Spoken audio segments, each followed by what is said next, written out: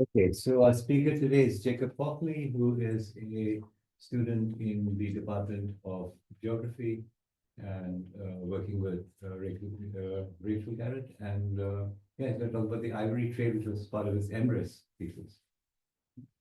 Okay, so yeah, working on right now working policy for tropical deforestation. This is quite a different topic. Yeah, this is what I was working on last year for my MRes with AI4ER. And this was a collaboration with Traffic, the wildlife trade NGO, they're based here in Cambridge, and a couple of people from plant sciences. And I'm presenting this now just because I'm currently working on an academic publication on this, and I'm presenting at SCCS, the Student Conference on Conservation Science, in April here in Cambridge as well. So any feedback would be very welcome for both of those. So given no one here really works in wildlife trade, thought I'd give a general background, and firstly explain that well-managed trade is really important for people's livelihoods, and can also, I guess we were kind of alluding to this earlier, but can also contribute important funds for conservation, but affects a huge number of species, and it's estimated that around a quarter of vertebrates are currently traded in some form. And meta-analyses have shown that species that are traded, on average, experience declines in abundance of around 62%. So wildlife trade is very large and also has important impacts on species.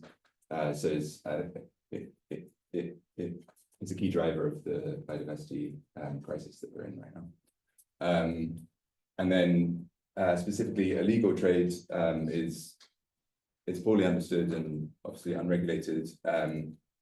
And often involves high value and critically endangered species, so can have rather large impacts on. Just a question on the little chart you have there. That 13.4% of reptiles is the percent of the species that are traded, right? That's the percentage of species that are traded. Yeah. Okay, but in terms of volume, do we know what percentage of reptiles are what fraction of reptiles are actually traded? I mean, you could have one individual or one species traded and still show up in the 30.4%, and you could have 100 million of, I don't know, geckos or something like that. Yeah. I'm not sure, to be honest. I'm not sure, but I think this is just species. I don't think there's probably other work on quantity. Yeah. Okay. International wildlife trade is governed by CITES, the Convention on International Trade in Endangered Species of Wild Fauna and Flora, and there's various different mechanisms and regulations within that on international trade. But because this talk is specifically focused on ivory trade, the main mechanism I want to talk about is the Elephant Trade Information System, which I'll now on call ETIS, because it comes up a lot. And this is basically a big data set of seizure records of illegally traded elephant products, but mostly ivory. And under CITES, parties, which are countries, are required to submit records of ivory they're seizing to ETIS. And this database is managed by Traffic, the NGO I talked about earlier, and they conduct the official analyses. Which informs something called the NIAP process. NIAP stands for National Ivory Action Plans. Working in this area, there's acronyms for everything. And this is the main compliance mechanism where the data is used to categorize parties and identify those that are required to develop these National Ivory Action Plans, and then they're held accountable to implementing these. And I won't go into the specifics of how countries are categorized right now, but there's a desire for a more robust and quantitative approach to do that, because at the moment it brings in various different things and it's not super transparent how it's not really systematic. So this work is addressing that.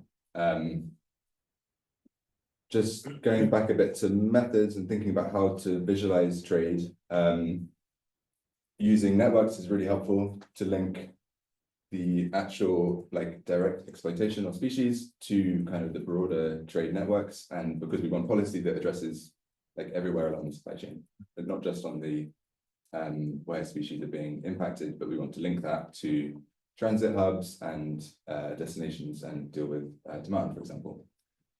But there's considerable challenges with any analyses on wildlife trade and just illegal activity in general, I guess, in that the data you have available is always going to be just a subset of actual activity, and heavily biased by law enforcement effort and kind of the extent to which authorities are even then, if they are seizing like illegally traded wildlife, if they're then reporting that as well, and what information they're providing. So given that kind of international conservation resources are limited, we need to be able to target policy. And if we had a nice illegal wildlife trade network, we could just look at countries individually and say, like, which countries have the most connections or have the most trade, or, you know, there's various different centrality measures you can use for networks. But because of redundancy in trade, just kind of taking countries in order of importance might not be the most efficient approach. And countries that are individually most important, like, might not be the most important once we consider them as a group, and we might want to optimize for the group rather than just going in rank order of countries. So an approach developed for this more broadly is something called the key player problem, which is developed for just doing this, for identifying the most important groups of nodes in a network rather than just individual nodes. And this has been applied to illegal wildlife trade in this paper by Rachael et al. 2015, for various species, including elephants. But there's several key limitations to the work they did, such as they're relying on publicly available data, which is very sparse and heavily biased. They don't do any bias adjustment to account for those biases. The network they're using for the key player problem is unweighted, so that they're just thinking about the number of connections rather than how strong those connections are. They're assuming that if a country is selected, that country would completely stop all their trade, and then modeling the impact of that. And they're not, there's no way in the method to account for kind of a multi-step trade routes. So a country goes from A to B to C to D, maybe. And yet it was published in PNAS. Yes. Wow. I mean, like, there's value in the approach. I wouldn't probably trust the results. I guess they're framing it as a method rather than, so I don't know. But there's clearly kind of ways this can be enhanced, which is what this project aimed to do in the context of ivory trade, using ETIS, which isn't publicly available but is very comprehensive, and to develop a new method for CITES. So it kind of splits into three objectives. First is to characterize the network of illegal international trade in elephant ivory. Secondly, to identify key countries using the key player problem whose removal from trade would maximally disrupt the network. And then finally, to compare the results from the key player problem to other approaches and the existing methodology that is currently used in CITES. I'll just briefly go through a couple of things on the methods, obviously not everything. Particularly focus on the bias adjustment and how we're constructing the network. So ETIS, the Elephant Trade Information System, there's around 21,000 elephant ivory seizures records that are deemed worthy of inclusion in analyses. There's other things, but these are the ones that are used. So it is comprehensive, but it's still heavily biased, because there's multiple different steps you get from illegal trade to then what ends up in the database. So we have a seizure rate. So, like, of the trade, how much of that is actually seized by authorities, and then of that, how much is reported and ends up in records. But even once we have the records, like, the information that's provided can vary between records, and in particular in the context of my work, whether they're giving the trade route for that seizure, like we always know the country that it's seized in, but they don't always provide any information about other countries it's coming to or coming from, etc. So a big part of the work was basically working out the best way to go from that database to try and account for these biases and work out, like, what actually is our best idea of what actual illegal trade is, not just what's in the database. And I won't go into the details of that. If people are interested, I can discuss that after. And we carried through uncertainty and the seizure and reporting rate through the rest of the analyses as well. And then from that, the bias adjusted seizure records, you can then aggregate those together to construct your nice illegal trade network, which is then used for the analyses. It's a really nice slide. Some of the diagram came from some slides from traffic. I then extended it, but linked all together. So then implementing the key player problem, which I introduced briefly a little bit earlier, there's lots of flexibility in how this is implemented, but you ultimately need to decide what your metric is that you want to optimize for.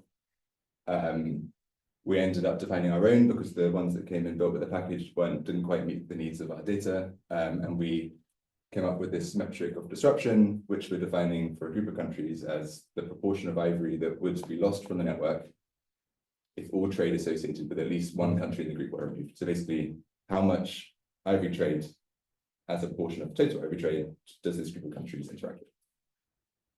And if those countries just like magically disappeared, what impact would that have on overall trade? And this is in a way related to something called the degree centrality, which is just like the people that are familiar with network analysis would know what that is, but extends it slightly to avoid double counting when you've got multiple countries, and also ivory that's coming into countries and then leaving the same country. If it's the same ivory, we don't want to count it twice. Okay. And also propagates through the network when you have multiple steps. So how does this relate to like a cut set or standard graph, cut set in graph theory? Oh, is that? Yeah. Remind me what that is. But a cut set is a set of edges. If you remove, will partition the network. So that is not related to this metric, but you can. Okay. The first metric we looked at was like a fragmentation metric, which is similar to that. Okay. But we found it really wasn't very intuitive, right, and wasn't really getting at what we're actually trying to achieve. So we all the results, we've also run them using fragmentation. Okay. But I'm not presenting this today. Okay. And then basically the key pair problem basically like selects some seed nodes and then use a search algorithm to swap out nodes. And if the kind of metric you're optimizing for increases, you keep them. If not, then you just keep going until you kind of converge on a solution. And then repeat that multiple times to make sure we're not getting trapped in biblical optimum. Okay, but this is assuming the metric I presented is assuming once we select a country, that country is completely removed from the network and stops all trade. And I mentioned that was a limitation of the previous work. So more recently, we've introduced a kind of percentage removal parameter where we can do this more flexibly. And this can range from 0 to 100%, and the key pair problem with complete removal will be 100%. As we kind of lower this parameter, we're basically converging on what the results would be if you just went in rank order, because every time you're removing country, it's not affecting the rest of the network. So therefore, you're just going to go, what's the most important, what's the second most important, and that's how you determine the groups. But this parameter allows us to come up with a compromise somewhere in between, which is more realistic of the real world, where policies aren't going to suddenly stop all of ivory trade, but we do still want to consider redundancy to make sure we're being efficient. So the key player with complete removal emphasizes avoiding redundancy, whereas rank order, it just considers countries independently. We're still exploring the sensitivity of the results to this parameter, so the rest of the results I'm presenting currently is assuming 100% removal. Is this like a parameter that you can estimate, or is it just like choose like, what if it were 50% what would be the results, and what if it were 40%, and so on and so forth?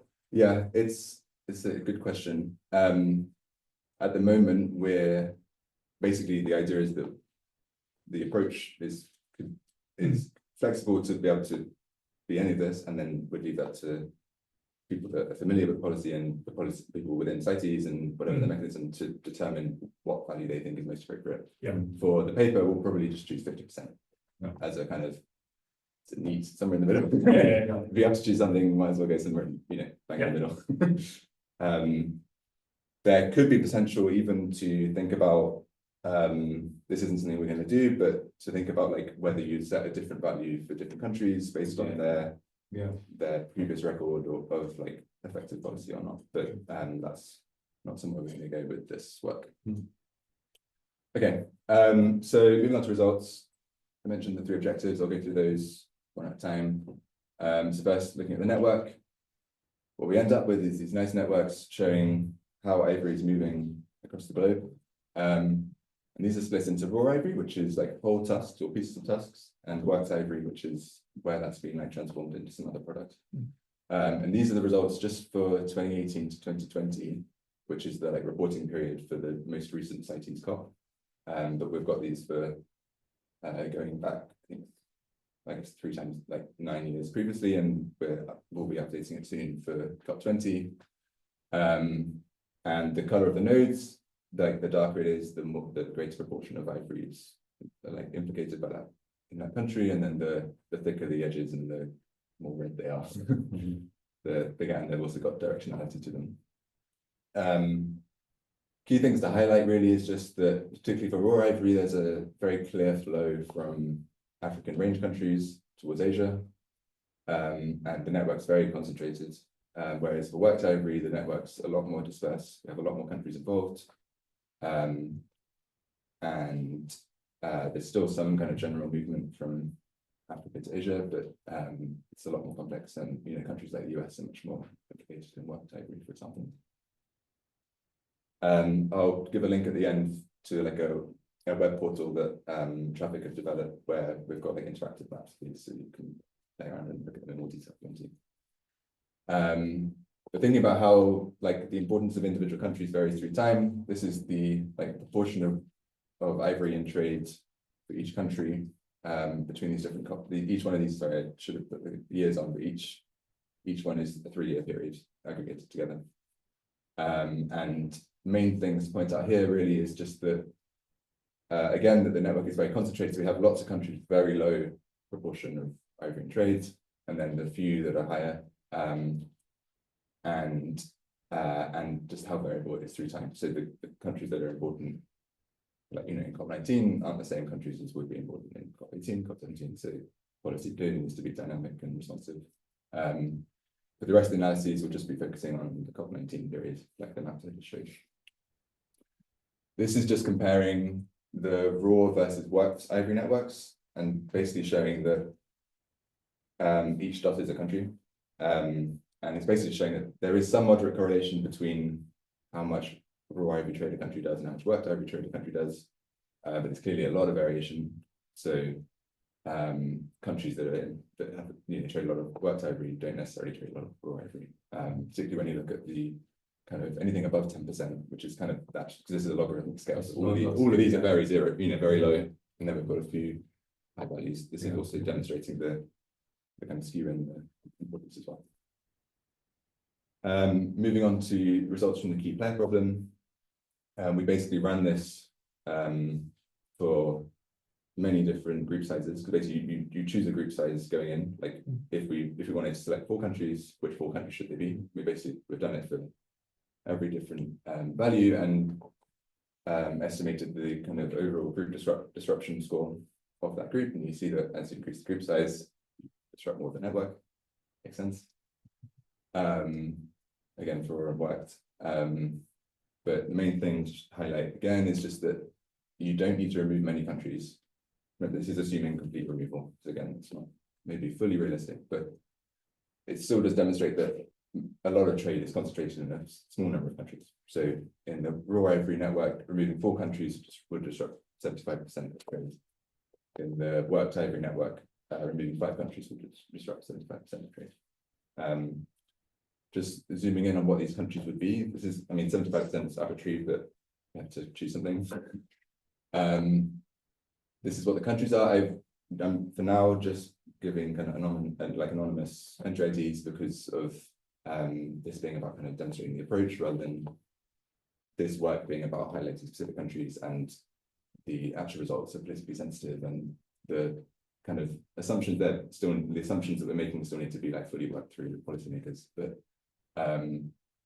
what we kind of generally see is that mostly these are different countries between raw and worked, except for country 91, which is implicated in both networks. Most of them are Africa or Asia, and generally except for North America, one country in North America, and then the African countries are generally origin countries or export countries, and then the Asian countries are, of the ones identified here, are export or destination countries generally. Okay. Finally, comparing the key player results to other approaches. So the main one being, what if we just treated each country independently, just like remove countries in rank order of how important they are individually? What would we end up with? So this is the key player results. if we just remove countries in rank order, this is what we predict the disruption to be. And clearly these are suboptimal kind of groupings if you just do it in rank order. So the key player is leading to different choices in which countries are selecting that in as a group would disrupt more of the network. And then finally, just comparing to the actual groupings that were chosen for the NIAP, the National Ivory Action Plans for COP19. These are split into category A, which is most affected, category B, which is markedly affected. This is the wording they use for saying, you know, most important countries and second most important groups of countries. And if we just remove those countries that were identified in the policy, then this is the disruption gets. In red, we've got it for category A, and then in orange, it's category A and B kind of combined. And in both cases, we're having less disruption than kind of the optimum based on the key player results, particularly for worked Ivory. But it's worth noting that for the NIAP, they're not distinguishing between raw and worked Ivory. They're just kind of grouping this together, and they're probably prioritizing raw Ivory just because there is more raw Ivory trade than worked Ivory trade. So that's probably why it's particularly bad. It's compared to the key player for worked Ivory. Okay, so then I'll just wrap up with a bit of discussion. Firstly, talking about some of the methodological contributions that are made in this work. So in general, we developed a framework to identify key countries in illegal wildlife trade networks. I mean, specifically in elephant ivory, but it's broadly applicable, that quantitatively predicts the impact of national action, considering like links between countries and redundancy, etc., not just thinking about countries independently. More specifically, we're accounting for multiple sources of bias, propagating uncertainty through the network. I haven't really talked about that here, just because I didn't want to overcomplicate things, but all of the results have uncertainty associated with them. And then we're using the key player problem to account for redundancy, and we've extended the kind of classic key player algorithm to account for multi-step trade routes, and then also this partial removal in the results for that. And yeah, this approach is broadly applicable to other illegal wildlife trade, other illegal trade in general. Maybe I'm going to be talking about this with my research group in geography next week on the work on commodity supply chains, and maybe it wouldn't be. I'm going to be like, oh, there's probably stuff you could do using this method in that domain, thinking about which companies have the most potential to kind of change practice in tropical agriculture, for example. So clearly applicable quite broadly. Not has any other thoughts in other areas, but specifically for elephant ivory trade, by applying this framework to ESIS, which is like the most comprehensive data that's available, and following insights that because the trade network is so concentrated and temporally variable and distinct for raw and worked ivory, policy clearly needs to be targeted, but also responsive to changes through time. The key player results were in bulk. Removing 8 countries would disrupt 75% of trade in the COP19 2018 to 2020 period. This is demonstrating the potential for quite a small number of countries to get together and majorly disrupt trade. And then finally, by comparing different approaches, we showed that group-based identification using the key player problem outcompetes other approaches. So policies should ideally consider redundancy in trade to make the most effective, to be most efficiently targeted. And then final thing I just wanted to highlight was just that this isn't just an academic exercise. We're working with traffic to kind of feed this into the CITES policy process already. The approach has already been through multiple rounds of consultation with the technical advisory group for ETIS, which is the kind of global experts on elephant trade. So they've had a lot of input on what we're doing. We've evolved the method through time. Most recently, we submitted a technical report that went to CITES Standing Committee 78 back in February. So this was as an appendix where we're kind of setting out this method and the results and what it would mean. And based on discussions at SC 78, we've been requested for this to be also considered at CITES COP20 in November, so we'll be submitting another report for that as well. And alongside this, as I said, also working on academic publication, ideally getting it through peer review by COP20 so that it can add kind of scientific rigor to the approach and show this has been validated by the scientific community. And I think that's everything. If you want to look at the networks, the maps, feel free to have a scan on that. I'm also, if anyone's particularly interested, I'm happy to share the technical report I mentioned. It's very, it's quite dense, and it has a lot of different, because here I'm only really presenting kind of one version of results, but with every stage of the methodology, we had like 3 different options of how we could, 3 or more different options of how we could do it. So the technical report has like all of those laid out and the variation results for that. But if anyone's particularly interested, I'll share that. Yeah, definitely.